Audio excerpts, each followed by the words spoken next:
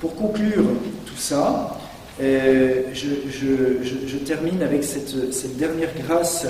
J'ai parlé des grâces que Jésus accomplit dans mon cœur, mais des grâces que Jésus accomplit dans l'Église et qui justifient cette démarche de l'adoration permanente.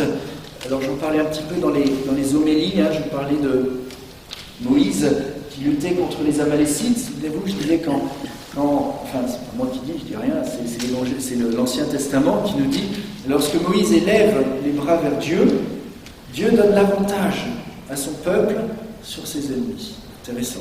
Quand il abaisse ses bras s'alourdissaient, et à ce moment-là, c'est les Amalécites qui ont l'avantage sur Israël. Et donc il demande à Aaron, de maintenir ses deux bras levés vers Dieu, et à ce moment-là, dans cette intercession continue, Dieu donne la victoire totale à son peuple. Et ici, donc il s'agit, on comprend que c'est Dieu qui est la source de la victoire, la vraie victoire, qu'elle passe par les intercesseurs. Et que les intercesseurs ne doivent pas arrêter leur intercession.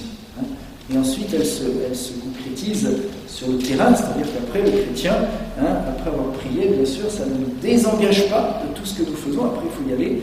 Il faut aussi vivre, annoncer, etc., faire tout ce qu'on peut pour créer un monde plus juste, plus fraternel, etc. Mais on a besoin de ce maillon, qui est le maillon de l'intercession, qui ne doit pas s'interrompre. Alors ici, ce n'est pas une personne à droite et une personne à gauche, c'est une personne avant moi, une personne après moi, dans une chaîne ininterrompue de prière, d'intercession, où vous avez toujours un intercesseur. Voilà, toujours un intercesseur qui prie, mais pas d'abord pour lui. Vous voyez, Moïse, il levait les bras vers Dieu, il ne priait pas pour lui, il priait pour le peuple. Et en même temps, eh bien, c'est tout le peuple qui reçoit les fruits de cette intercession.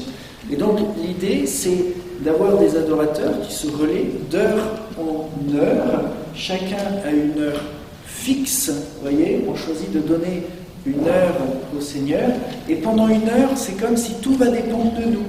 Comme quand on voit dans ce passage de l'Ancien Testament, tout dépend de Moïse, même si après tout dépend de tout le monde aussi, on est d'accord, mais comprenons que quand nous venons adorer, nous n'y allons pas d'abord pour nous, nous allons rendre un service éminent. Ça, c'est les termes de Jean-Paul II. Plusieurs fois, il a dit ça. Par l'adoration, le chrétien contribue à la transformation radicale du monde. Toute personne qui prie le Seigneur entraîne à sa suite le monde entier et l'élève à Dieu.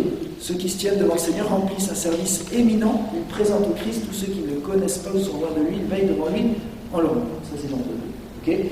Donc, en d'autres mots, quand nous venons prier, eh bien, nous sommes là au nom des personnes qui ont le plus besoin de la miséricorde. Nous sommes là au nom de tous ceux qui, dans la paroisse, sont en train d'essayer de vivre l'Évangile, et on obtient pour eux les grâces dont ils ont besoin, si on relit ce passage de l'Ancien Testament.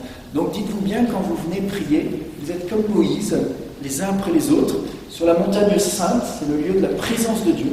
Dieu est là, vous êtes là, face à lui, et vous allez porter tous les autres. Alors les personnes, bien sûr, vos personnes qui sont plus chères, vos familles, vos proches, vos amis, mais aussi toute la paroisse, tous ceux qui ne viennent pas, tous ceux qui ne croient pas. Pensez à la grande prière de Fatima.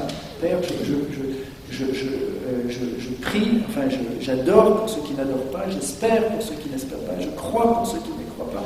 Vous voyez cette substitution, vous êtes là au nom de ceux qui n'ont pas d'espérance, qui n'ont pas la foi, qui n'ont pas l'amour, qui n'ont pas tout cela, et vous êtes là en leur nom, et vous les portez d'une manière spirituelle.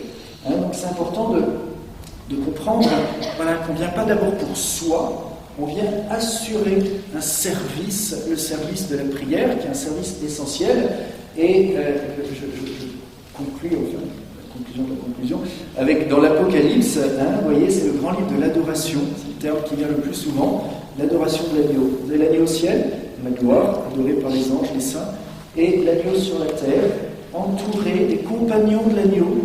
Il est dit que jour et nuit, ils sont devant l'agneau, devant le trône de l'agneau, ils chantent le cantique nouveau. Il est digne d'être adoré pour tout ce qu'il a fait pour notre salut.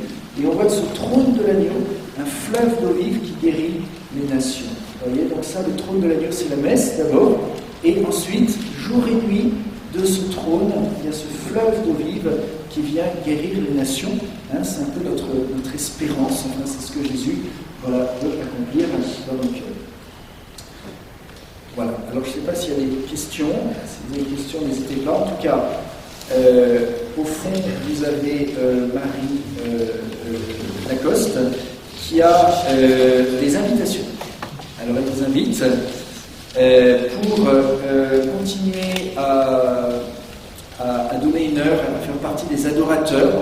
Les 350 personnes qui ont choisi de donner une heure par semaine. Donc en soi, c'est 2 fois plus que ce qu'il faut.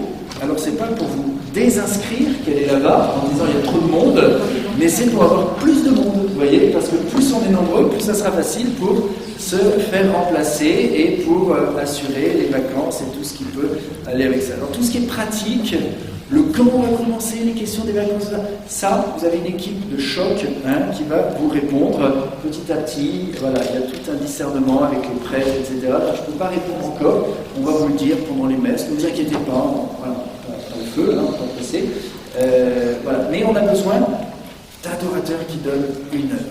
Vous voyez, qui donnent une heure fixe, comme Moïse, voilà, qui assure ce service de la prière. C'est la différence entre venir adorer une heure par semaine pour les autres, dans ce service de l'intercession, ou celui qui dit non, moi je viendrai juste quand j'en ai envie. Ça veut dire en d'autres mots, bon, il va faire passer peut-être toutes les priorités de sa semaine, et si jamais il lui reste un peu de temps, eh bien il viendra rencontrer le Seigneur. Vous voyez, c'est un peu l'opposé. Donc si vous pouvez, même si vous n'êtes pas très convaincu, vous pouvez faire une période d'essai, quelques semaines, quelques mois, puis vous verrez que l'heure que vous commencerez à voir, vous ne la lâcherez plus.